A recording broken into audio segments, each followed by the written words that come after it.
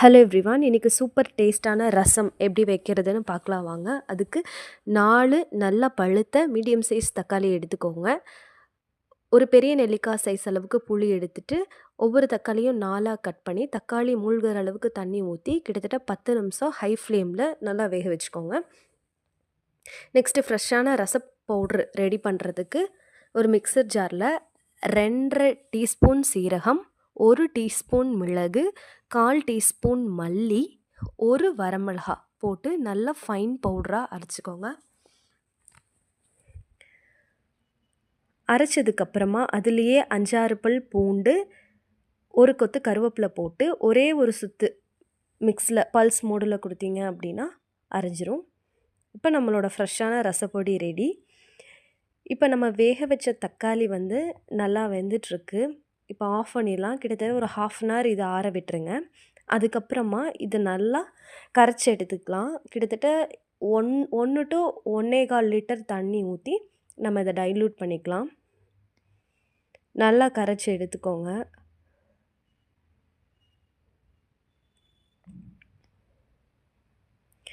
Water clear ஆகிற வரைக்கும் நல்லா தண்ணி ஊற்றி அதோட எக்ஸ்ட்ராக்ட் ஃபுல்லாக எடுத்துக்கோங்க பிழிஞ்சு. இப்போ நம்ம கரைச்சி வச்சுருக்கிற தக்காளி புளி கரைசல் ரெடி. உங்களுக்கு தேவையான அளவு தண்ணி ஊற்றி டைல்யூட் பண்ணிக்கலாம்.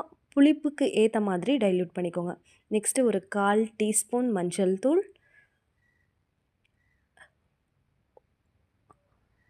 1 1/2 டேபிள் ஸ்பூன் வந்து உப்பு ஆட் பண்ணிக்கலாம் இதுக்கு.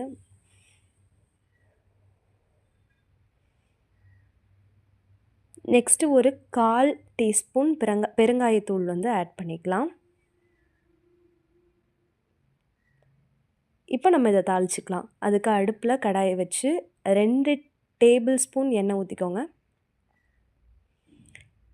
எண்ணெய் காஞ்சதும் கடுகு போட்டுக்கோங்க, 1/4 டீஸ்பூன். 2 பச்சை மிளகாய் கீரி போட்டுக்கோங்க. 1 கொத்து கருவேப்பிலை ஆட் பண்ணி அதை நல்லா வதக்கி விட்டுக்கோங்க. இப்போ நம்ம அரைச்சி வச்சுருக்கிற ரசப்பொடியை இதில் ஆட் பண்ணி விட்டுட்டு ஒரு ஃபியூ செகண்ட்ஸ் அதை வந்து கிண்டி விட்டுக்கலாம். அடுப்பை வந்து ரொம்ப ஸ்லோ ஃப்ளேமில் கூட வச்சுக்கோங்க, கரிஞ்சிடக்கூடாது. நெக்ஸ்ட்டு நம்ம கரைச்சி வச்சுருக்கிற கரைசலை ஆட் பண்ணி நல்லா கிளறி விட்டு கொத்தமல்லி தழை போட்டு ரசம் நுரைச்சி வர வரைக்கும் ஹை ஃப்ளேமில் கிண்டாமல் அப்படியே வச்சுக்கோங்க. இது வந்து கிட்டத்தட்ட 4 to 5 பேருக்கு தேவையான ரசத்துக்கான அளவு தான். இதே கிட்டத்தட்ட 2